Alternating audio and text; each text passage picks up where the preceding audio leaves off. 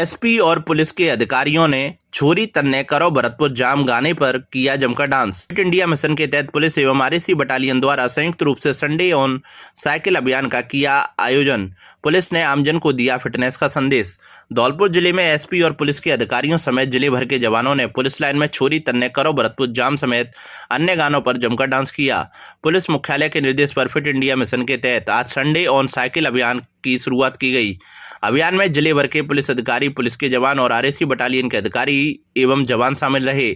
Dholpur SP विकास सागवान के नेतृत्व में धौलपुर पुलिस और 6वीं बटालियन आरएसी धौलपुर द्वारा संयुक्त रूप से धौलपुर रिजर्व पुलिस लाइन में सफलतापूर्वक आयोजन किया गया। कार्यक्रम में एसपी समेत अन्य पुलिस के अधिकारियों, जवानों का उत्साह बढ़ाया। कार्यक्रम में पुलिसकर्मियों और आम नागरिकों ने मिलकर योग, जुम्बा एवं स्कीपिंग और साइकिल चलाकर पुलिस और जनता के बीच आपसी समन्वय को बढ़ाना और स्वास्थ्य के प्रति जागरूक रहने का संदेश दिया। कार्यक्रम में योग विशेषज्ञों द्वारा विभिन्न योगासन और प्राणायाम का अभ्यास करवाया गया। इस दौरान एसपी, पुलिस के अधिकारी और जवानों ने जमकर डांस किया। इसके बाद साइकिल रैली निकाली गई। रैली रिजर्व पुलिस लाइन से शुरू होकर जगदीश टाकीज, गुलाब बाग होते हुए 6वीं बटालियन आरएसी धौलपुर पर संपन्न हुई। एसपी विकास सागवान ने कहा कि साइकिल को जीवन शैली का हिस्सा बनाना न केवल स्वास्थ्य के लिए लाभकारी है, बल्कि यह समाज और पुलिस के बीच आपसी समन्वय को भी मजबूत करता है। इस प्रकार के कार्यक्रम न केवल नागरिकों में स्वास्थ्य, अनुशासन और जागरूकता को बढ़ावा देते हैं, बल्कि पुलिस और समाज के बीच के रिश्ते को भी मजबूत करते हैं।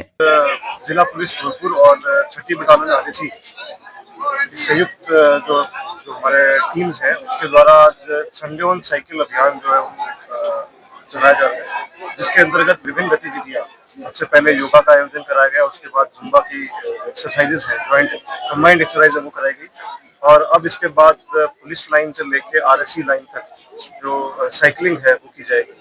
इसका जो मेन उद्देश्य है वो लोगों में फिटनेस की जागरूकता के लिए, पुलिस बल में भी फिटनेस के लिए प्रोत्साहन करने के लिए आयोजन कराया जा रहा है। समय समय पर इस प्रकार के आयोजन पूर्व में भी कराए गए हैं। इसका मेन मंशा ये है कि आप अपनी जीवन शैली में किसी भी रूप में कोई फिजिकल एक्टिविटी थोड़ी देर के लिए दिन में जरूर रखें, जिससे अपन जो लाइफ साइकिल, जो अपनी लाइफस्टाइल डिजीजेज होती हैं, जैसे हाई बीपी है, हाई शुगर है, कोलेस्ट्रॉल है, उनसे उनके ऊपर कंट्रोल कर पाएंगे और अच्छे तरीके से अपने कार्य का निर्वहन भी कर पाएंगे और जीवन भी व्यतीत कर पाएंगे।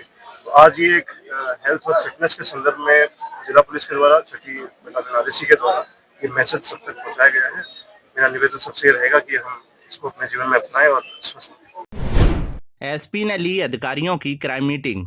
धौलपुर पुलिस अधीक्षक विकास सागवान ने कलेक्ट्रेट सभागार में जिले के सभी वृत्ताधिकारी एवं थाना अधिकारियों सहित पुलिस अधिकारियों की क्राइम मीटिंग ली। जिले की कानून व्यवस्था की स्थिति की समीक्षा की गई और आवश्यक दिशा निर्देश दिए गए। यह क्राइम मीटिंग लगातार 4 घंटे से अधिक देर तक चली।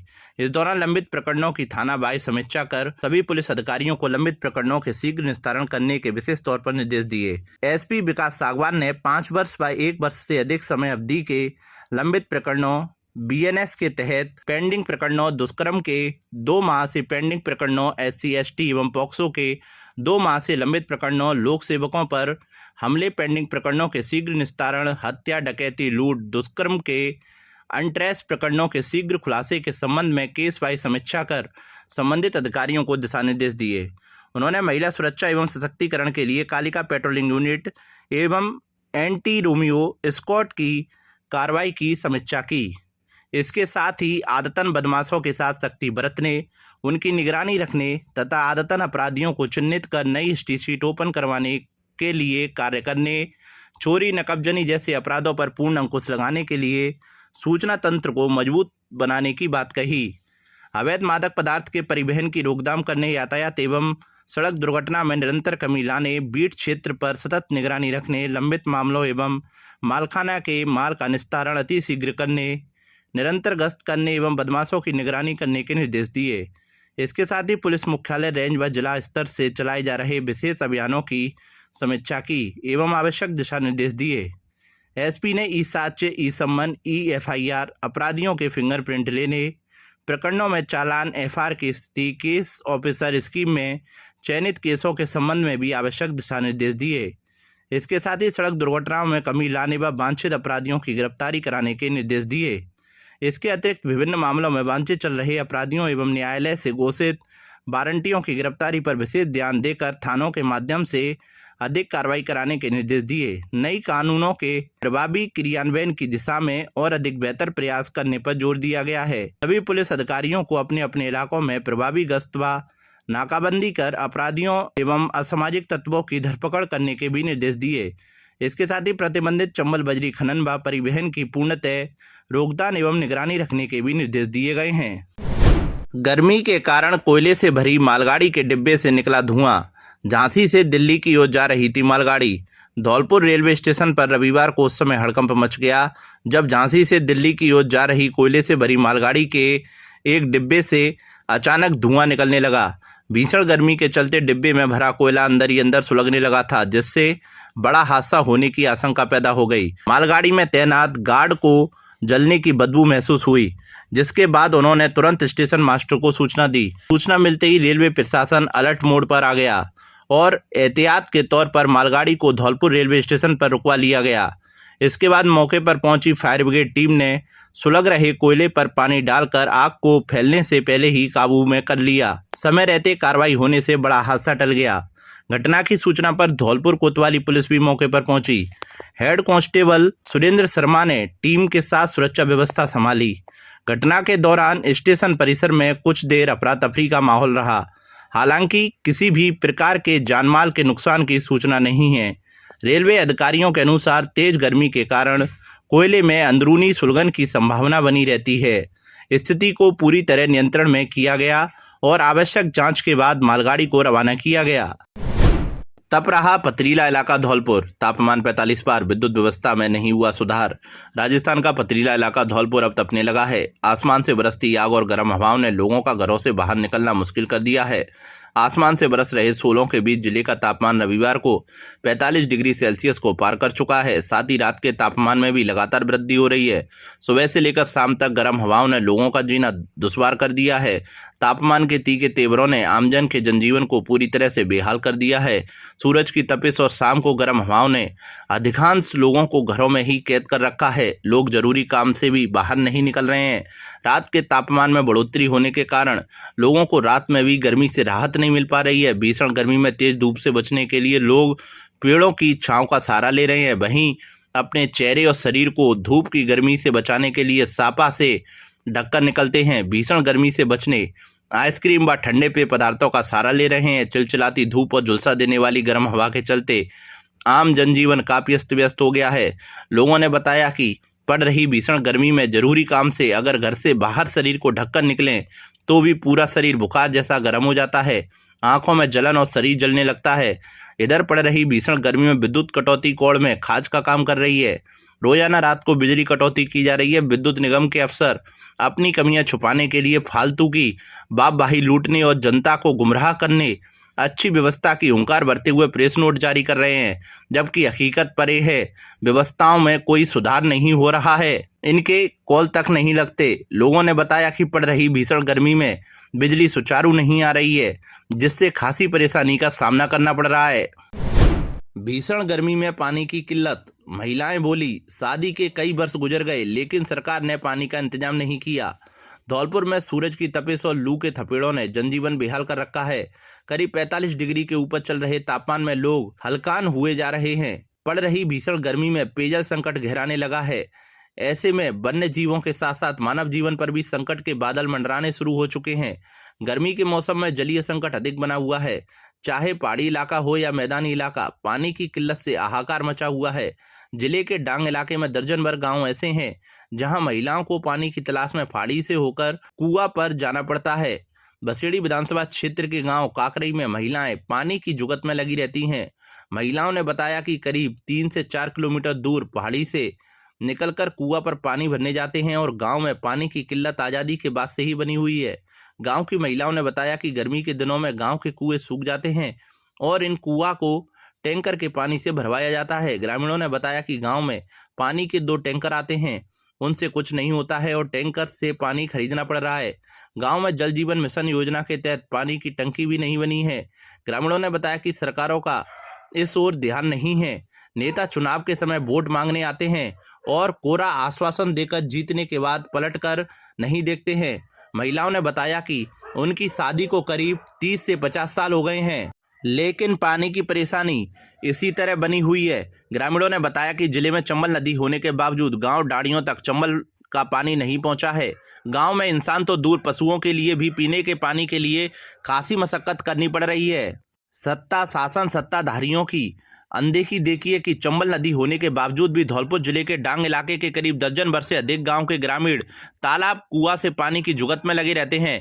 ग्रामीण सुबह से शाम तक पानी की जुगत में लगे हुए हैं। हर वर्ष गर्मियों में डांग इलाके में नासूर होते जल संकट के इस दर्द को मिटाने की सरकार के पास ना तो अब तक कोई योजना है और ना ही अब तक राजनीतिक गलियारों में कोई चर्चा। धौलपुर जिले के डांग इलाके की अनदेखी देखिए कि चंबल नदी के दूसरे जिलों में पानी पहुंचाया जा रहा है।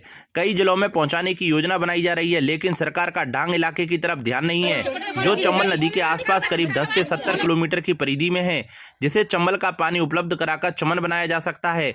लेकिन ये अनदेखी से वीराना बना हुआ है। यहाँ भयंकर पेयजल संकट है। खास बात यह है कि सत्ता शासन और सत्ताधारियों की अनदेखी देखिए कि चंबल नदी पास में ही बह रही है, उसके बावजूद भी जिले के गाँव प्यासे हैं। कोई का 50 साल का ज्यादा जिंदगी बीत गई भैया, परेशानी है। ऐसी मनता आ रही है, ऐसे ही अब देख रहे हैं। और बहू बोरी अभी तो आ गई थे, देखती जाएंगे। को ना सुन तो वोट देते हैं, दायित्व कहते हैं पानी की टंकी खाए भैया। गर्मी में पानी की कमी आई है, जाते आते चमास ने तो बच जाते भैया। इतने लादन दद्दर के तो पानी बतावे चलो टेकन चढ़ चढ़ के पानी। यहाँ गांव में पानी की बहुत परेशानी है। गर्मियों में बहुत दूर से पानी लाना पड़ता है। मैं 20-22 साल का हो गया जब से यही देख रहा हूँ। कोई सुनवाई नहीं कर रहा है। नेता आते हैं, बोल के चले जाते हैं, टंकी बनवाएंगे, पानी की व्यवस्था करेंगे, कोई व्यवस्था नहीं हुई अभी तक। पानी का यहाँ से कुएं पे से पानी ले जाते हैं, टैंकों से खलवा रहे हैं, कुएं को भरवा रहे हैं टैंकों से। 10 दिन में खाली हो जाता है। मेरी उम्र करीबन 35-40 वर्ष के समथिंग हो गई। हमारे गांव में काफ़ी समय से, मतलब जब से हमने जन्म लिया, जब से पानी की यहाँ यही समस्या देखी है। हमारी माता बहनें इसी गांव में लगी रहते हैं। गर्मियों के दिनों में काफ़ी समस्या है और काफ़ी दूर जा 3-3 किलोमीटर दूर जाके पानी लेके आना पड़ता है। थोड़ा यहाँ एक कुआँ है, इसको टैंक से भरवाते हैं, फिर उसमें बाद उसमें पानी लेके घर जाते हैं। लेकिन हमारी माता बहनों के लिए गर्मियों के दिनों में थोड़ा सा आराम करने की सोचती हैं, लेकिन आराम करने के लिए उनको टाइम ही नहीं मिलता इस पानी से। हमें बहुत ज़्यादा मजबूर हैं। हमने कई बार इसकी पहल भी की और सरकार को भी बताया था कि साहब हमारे गाँव में बहुत ज़्यादा पानी की कमी है। हमने जो लोग अगर MLA वगैरह वो आते हैं तो बोल जाते हैं कि ठीक है अगली बार कराएंगे, लेकिन अभी तक ऐसा कुछ हुआ नहीं है। हम पानी से बहुत समस्या से बहुत ज़्यादा मजबूर हैं और अभी आगे अभी मजबूरी देखनी पड़ रही है और पता नहीं कब तक देखनी पड़ेगी, हमारी सरकार कब तक सुनेगी। मैं 45 साल का हो गया जब से यही परेशानी, पानी की पूरी समस्या है। यही देखता है, जो खानों में पानी भर जाता है उसमें नहाने जाते हैं, खेतों में काम करते हैं तो खानों में ही नहा कर आते हैं। एक कुआं है जो खानों के पानी से निचोड़ करके भर जाता है, गर्मियों में सूख जाता है। टैंकों द्वारा फिर इसमें पानी डलवाया जाता है। नमस्ते धौलपुर, मैं हूँ doctor Mahima John Arun, vice chairman of Emmanuel mission senior secondary school Dholpur. Every child carries a future waiting to be shaped. Not only are we fully equipped for academic excellence, we cater to cultural, literary, art categories for your child's holistic development. While winning means the world to us, we don't compromise on our morals, values and standards. Admissions are now open. Admissions की प्रक्रिया अब शुरू हो चुकी है Emmanuel schools Dholpur में। आप अपने बच्चों को strong academic foundation, cultural, sports, literary excellence के एक्सपोजर को दे सकते हैं, जिसके वो सचमुच हकदार हैं। आज ही अप्लाई करें और अपने बच्चों के फ्यूचर को हमारे साथ सिक्योर करें। धन्यवाद। संदिग्ध परिस्थितियों में विवाहिता की मौत, हत्या का आरोप। धौलपुर जिले के सरमुत्रा कस्बे में संदिग्ध परिस्थितियों में एक विवाहिता की मौत हो गई। मृतका के पियर पक्ष ने ससुराल पक्ष पर दहेज के लिए हत्या करने का गंभीर आरोप लगाया है। फिलहाल पुलिस ने मामला दर्ज कर जांच शुरू कर दी है। मामला सरमुत्रा कस्बे के धोबीपाड़ा मोहल्ले का है, जहां एक विवाहिता की संदिग्ध परिस्थितियों में मौत हो गई। मृतका की पहचान प्राची पुत्री ओम प्रकाश धोबी, उम्र करीब 22 वर्ष, निवासी सालेपुर के रूप में हुई है। बताया जा रहा है कि प्राची की शादी करीब 15 महीने पहले सरमुत्रा निवासी अंकुर के साथ हुई थी। मृतका के परिजनों का आरोप है कि शादी के बाद से ही ससुराल पक्ष लगातार दहेज की मांग को लेकर प्राची को मानसिक और शारीरिक रूप से प्रताड़ित करता था। परिजनों का कहना है कि इसी प्रताड़ना के चलते उनकी बेटी की जान गई है। घटना की सूचना मिलते ही डीएसपी नरेंद्र मीणा और सरमुत्रा थाना प्रभारी हरेंद्र सिंह पुलिस जाब्ते के साथ मौके पर पहुंचे और घटनास्थल का निरीक्षण किया। पुलिस ने सबको कब्जे में लेकर सामुदायिक स्वास्थ्य केंद्र की मोर्चरी में रखवाया, जहां पोस्टमार्टम के बाद सब परिजनों को सौंप दिया गया।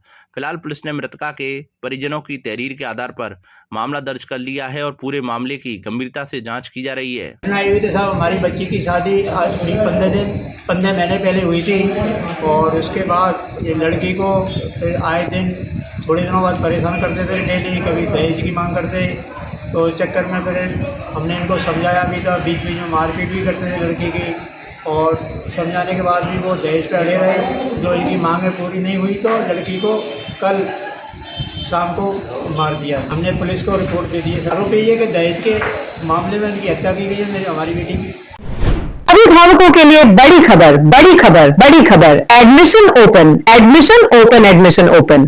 प्रिय अभिभावकों, घंटाघर रोड धौलपुर में स्थित एवीएम कॉन्वेंट स्कूल लेकर आया है आपके बच्चों के उज्जवल भविष्य का सुनहरा अवसर, जहां प्ले ग्रुप से 12th तक साइंस, कॉमर्स, आर्ट्स सभी स्ट्रीम्स में नए सत्र 2026-27 के लिए प्रवेश प्रारंभ हो चुके हैं।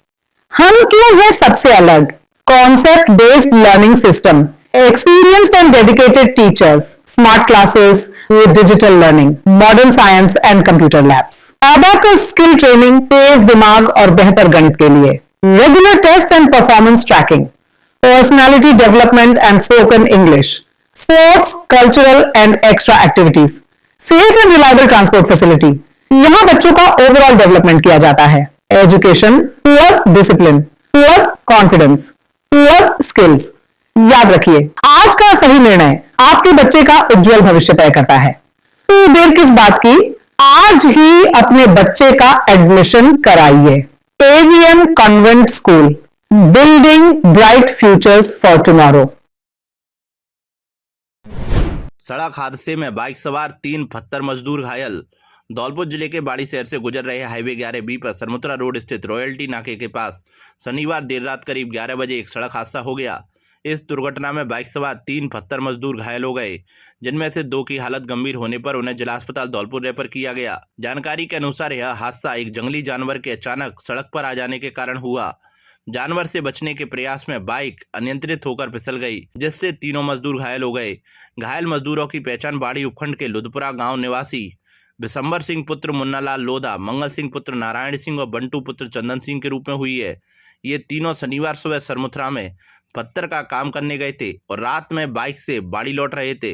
दुर्घटना की सूचना मिलने पर एम्बुलेंस मौके पर पहुंची और घायलों को बाड़ी अस्पताल पहुंचाया गया। प्राथमिक उपचार के बाद बिशंबर और मंगल सिंह की गंभीर हालत को देखते हुए उन्हें जिला अस्पताल धौलपुर रेफर कर दिया गया। तीसरे घायल बंटू का उपचार बाड़ी अस्पताल में जारी है। धौलपुर जिले के बाड़ी उपखंड के सिंगरोई गांव में एक किसान के घर के पीछे बने बाड़े में शॉर्ट सर्किट से आग लग गई। इस घटना में बाड़े में लगे दर्जनों फलदार वृक्ष जलकर खाक हो गए। सूचना पर पहुंची नगरपालिका की दमकल और ग्रामीणों के सहयोग से आग पर काबू पाया गया। आग की लपटें ऊंची उठने पर लोगों को घटना का पता चला। जब तक ग्रामीण आग बुझाने का प्रयास करते आग विकराल रूप ले चुकी थी। इसके बाद दमकल को सूचना दी गई। बाड़ी नगरपालिका के दमकल चालक शरीफ खान ने बताया कि कंट्रोल रूम से सिंगरोई गांव में आग लगने की सूचना मिली थी। वे फायरमैन टीम के साथ मौके पर पहुंचे।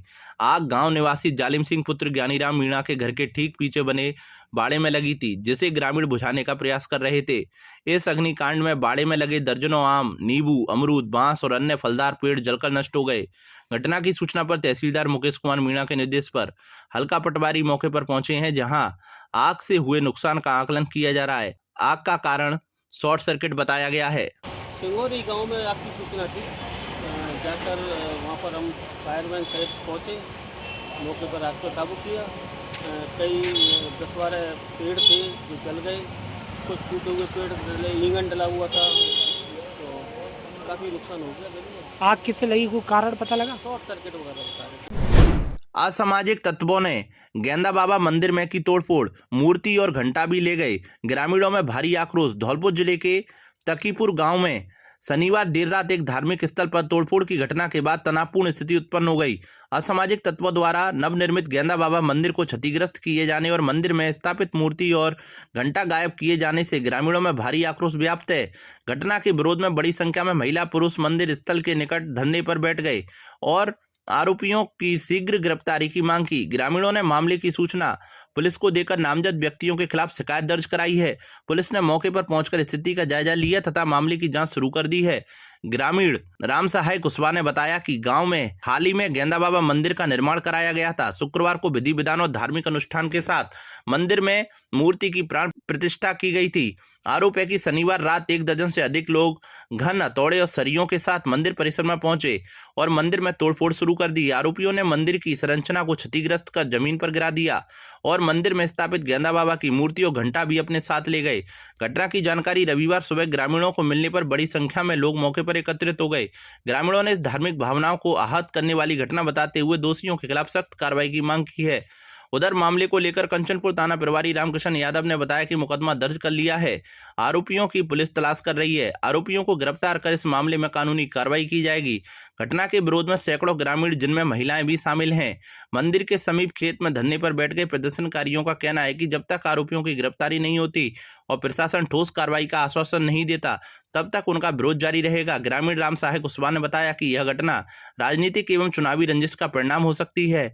उनका आरोप है कि कुछ लोग लंबे समय से कुशवाहा समाज के लोगों के प्रति द्वेष भावना रखते हैं और आए दिन विवाद और मारपीट की घटनाएं होती रहती हैं। उन्होंने यह भी आरोप लगाया है कि खेतों में सिंचाई के लिए रखे पाइप चोरी कर लिए जाते हैं और सामाजिक और धार्मिक आयोजनों में व्यवधान उत्पन्न करने की कोशिश की जाती है। साहब ये हमने मंदिर बनवाया था, इसमें मतलब 10-15 दिन पहले बनवाया था। शुक्रवार को इसकी वो करी थी साहब, हमने ब्राह्मण बुला के स्थापना करी थी और साहब दमंग लोग आकर के रात को फोड़ के चले गए, मूर्ति ले गए, घंटा को भी ले गए, झंडा को भी ले गए। हाँ, और साहब जंडल के लड़के मतलब कम से कम 20-25 लोग थे और सारा गांव था। यूँ समझो जंडल, हाकिम सिंह के लड़के वो और न्याला सिंह के नाती और भत्त सिंह के बाद कुछ ही नहीं था। वो चुनाव वाला वो है, हमारे पे दबाव है कि हम कहें जैसे चलो। हाँ, हम कहें जैसे शादियों में भी हुल्लड़ कर देते हैं। शादी में बारात आती है तो लोग हुल्लड़ कर जाते हैं, कुछ कहते हैं तो मारने को भी। कई बार हमारी रिपोर्ट भी है, उसमें पैप भी चुरा ले गए, पानी भी बंद कर दिया चुनाव के चक्कर में। हैं गाँव में पहुँच गए साहब, मतलब हम सब तरह से साथ ट्रे हुए हैं इन लोगों से। थोड़े से साहब 4 घर अपने आदमी के कुशवाहा लोग हैं, हम कुशवाहा के 4 घर हैं साहब। इनने इतना दबाव बना रखा है कि हमारा बहन बेटी का भी डर है, गूंजन है साहब दमंग लोग। फिर बीती रात क्या घटना हुई है? बीती रात साहब ये घटना है कि ये सब मंदिर फोड़ गए और सब मूर्ति ले गए हैं और साहब घंटा ले गए साहब, झंडा ले गए। पुलिस में शिकायत नहीं की आपने? वो पुलिस में शिकायत करी साहब, पुलिस का मौका में आना ले गई करके और आज रिपोर्ट दर्ज करी है बिन तो साहब। हाँ, जब हम भजा दौड़ी करी जब, और साहब वे मतलब जो आरोपी है साहब जिनने जो फोरो है उनकी भी और तलाश करें, कौन कौन फोरो साहब उनको करी सजा मिलनी चाहिए। जाते हमें बहुत ज़्यादा भैया मतलब बोलते हैं कि ज़्यादा ऊपर कानूनी कार्रवाई करोगे तो आप देख लेना कि हम कैसे आदमी हैं। मोबाइल की दुकान में लगी आग, लाखों का नुकसान। धौलपुर जिले के राजाखेड़ा कस्बे के मुख्य बाजार में शनिवार रविवार की आधी रात करीब 12 बजे अज्ञात कारणों से मोबाइल की एक दुकान में भीषण आग लग गई, जिससे लाखों रुपयों का सामान जलकर खाक हो गया। दुकान में रखे लाखों रुपए के मोबाइल रिपेयरिंग पार्ट्स, कीमती मशीनें और अन्य सामान भी जलकर खाक हो गया। आग की सूचना आसपास व्यापारियों के साथ साथ अन्य लोगों को लगी, जिसके बाद तुरंत सूचना फायर ब्रिगेड को दी गई। फायर ब्रिगेड की गाड़ी तुरंत मौके पर पहुंची, जहां स्थानीय लोगों की सहायता से आग पर कड़ी मशक्कत से काबू पाया गया। जानकारी के अनुसार राजाखेड़ा के नजदीकी गांव देवदासपुरा के व्यापारी रामगोपाल की मोबाइल की दुकान में आधी रात अचानक अज्ञात कारणों से आग लग गई, जिसकी सूचना फोन कर रामगोपाल को दी गई। तभी तुरंत मौके पर पहुंचे, तब तक दुकान में लाखों रुपए का नुकसान हो चुका था। नाम रामगोपाल है और मैं देवदासपुरा रहता हूँ। मैं मेरे पिताजी का नाम नरपत सिंह है और हम 2 भाई हैं, एक मैं एक मुझसे बड़ा राजेश है। हम दोनों मोबाइल का काम करते थे, अच्छा खासा हमारा काम चल रहा था। कल शाम को मैं अपनी बाइक को लेकर फतेहाबाद गया था, मेरा बड़ा भाई शॉप पर बैठा था। कुछ लोग आए थे जिनमें से 1-2 के मैं नाम जानता हूं और एक अज्ञात में भी है। उन्होंने शाम को भाई से कुछ गाली गलौज की भी और धमकी दी थी, टीकर ना तो तेरी दुकान में आग लगा देंगे हम। शाम को वो हमसे ये बोल के चले गए। मैंने भाई से कहा था कोई दिक्कत नहीं, ऐसे आते रहते हैं। तो रात में करीब उन्होंने 12 बजे फ़ोन लगाया था। मैं अपनी घरवाली को डिलीवरी थी तो उसको लेकर अल्ट्रासाउंड करवा के शाम को घर लौटा। कुछ दिन से मैं परेशान भी था, इसलिए शॉप पर नहीं आ पा रहा था मैं। तो शाम को वो यहाँ भाई से बोल के चले गए। रात में करीबन 12 बजे मुझे कॉल लगाई थी। मेरे गांव के लड़के हैं, लाइब्रेरी में यहाँ पढ़ते हैं, तो उसमें लड़के का नाम जयवीर है। वो अच्छा लड़का है और पढ़ते लिखते भी हैं यहाँ पर। वो उनका काम यही है। तो रात में उन्होंने 12 बजे मुझे कॉल की थी। कॉल करके ये बताया था कि तुम्हारी दुकान में किसी ने आग लगा दी है। मैं इतने भी झटपटा के खड़ा हुआ और अपनी गाड़ी लेके दौड़ पड़ा अपने पिताजी को लेके। जैसे ही 12 बजे के रात में करीबन मैं आया, मैं देखा मेरी दुकान में से काफ़ी लंबी लंबी लपटें निकल रही थी आग की। और उसी टाइम मैंने फायर ब्रिगेड के लिए फ़ोन लगाया। फ़ोन लगाने के बाद जब तक फायर ब्रिगेड आई थी, जब तक पूरा सामान जलकर मेरा राख हो गया। धौलपुर जिले के सरमथुरा उपखंड क्षेत्र के गांव कौनेसा में पेयजल किल्लत बनी हुई है। ग्रामीणों का कहना है कि इस बारे में उन्होंने कई बार जलदाय विभाग के अधिकारियों को अवगत कराया है, लेकिन उनकी समस्या निराकरण नहीं किया गया है। ग्रामीण श्री भगवान शर्मा, मोहन मीणा, कल्याण मीणा, छोटेलाल जाटव, भगवान सिंह मीणा, नरोत्तम मीणा आदि ने बताया है कि गांव में ग्रामीणों के पेयजल के लिए नल लगे हुए राज्य सरकार द्वारा पानी की व्यवस्था की गई है, लेकिन नलों में पानी नहीं आ रहा है। महिलाओं ने बताया है कि वह कुआं से पानी भर रही है। यहाँ पर जलदाय विभाग के अधिकारियों की नाकामी के कारण पानी के नाम पर कोई सुविधा नहीं है। आसपास के ग्रामीण क्षेत्र में पानी की व्यवस्था के लिए महिलाएं सुबह से ही जुगत में लग जाती है। जानकारी के अनुसार हाईवे पर स्थित कंचनपुरा, छिंगापुरा, कौनेसा गांव में भी पानी किल्लत बनी हुई है। धौलपुर जिले के अदन्नपुर गांव में चल रही श्रीमद् भागवत कथा ज्ञान यज्ञ के दौरान पूरा क्षेत्र भक्ति के सागर में सराबोर नजर आया। कथा व्यास पूज्य लोकेशानंद महाराज ने अपनी सुमधुर वाणी से गजेंद्र मोक्ष, समुद्र मंथन, राजा बलि प्रसंग और प्रभु श्री राम एवं श्री कृष्ण के जन्मोत्सव का अत्यंत जीवंत और भावपूर्ण वर्णन किया। गजेंद्र मोक्ष और समुद्र मंथन की कथा का वर्णन करते हुए स्वामी लोकेशानंद महाराज ने कहा कि जब संकट के समय संसार के सभी रिश्ते नाते साथ छोड़ देते हैं, तब केवल परमात्मा ही सच्चे रक्षक बनते हैं। भगवान ने गजेंद्र की करुण पुकार सुनकर ग्रह का वध किया और उसे मोक्ष प्रदान किया। उन्होंने बताया कि मानव मन ही समुद्र है जिसमें विचारों का मंथन होता है। जीवन में सफलता के लिए विकारों का विष त्याग कर गुणों का अमृत अपनाना जरूरी है। वामन अवतार और राजा बलि के प्रसंग पर प्रकाश डालते हुए महाराज जी ने कहा कि दान से मनुष्य का अहंकार दूर होता है। राजा बलि ने अपना सब कुछ भगवान वामन के चरणों में अर्पित कर दिया, जिससे प्रसन्न होकर भगवान ने स्वयं उनके द्वारपाल बनना स्वीकार किया। यह प्रसंग हमें निस्वार्थ समर्पण की सीख देता है। जैसे ही प्रभु श्री राम और भगवान श्री कृष्ण के जन्मोत्सव का प्रसंग आया, पूरा पंडाल नंद के घर आनंद भयो जय कन्हैया लाल की और भय प्रगट के पाला के जयकारों से गूंज उठा। श्रद्धालु भजनों की थाप पर भाव विभोर होकर झूमने और नाचने लगे। पूरा माहौल गोकुल और अयोध्या धाम जैसा दिव्य प्रतीत हो रहा था। कथा के समापन पर मुख्य यजमान सोबरन सिंह अरेला, भगवंत प्रसाद पीटीआई और परिजनों ने व्यासपीठ की महाआरती की। धौलपुर जिले में भगवान परशुराम शोभा यात्रा समिति की बैठक गोविंद वाटिका स्थित कार्यालय में हुई। बैठक में सर्वसम्मति से हरिनिवास प्रधान को भगवान परशुराम शोभा यात्रा का संयोजक नियुक्त किया गया। समिति ने निर्णय लिया है कि जून माह में यह शोभा यात्रा दिव्य एवं ऐतिहासिक स्वरूप में निकाली जाएगी। हरिनिवास वर्तमान में भगवान परशुराम शोभा यात्रा समिति में संरक्षक की भूमिका निभा रहे हैं। इससे पहले वे भगवान परशुराम चैरिटेबल ट्रस्ट में महासचिव पद पर भी कार्य कर चुके हैं।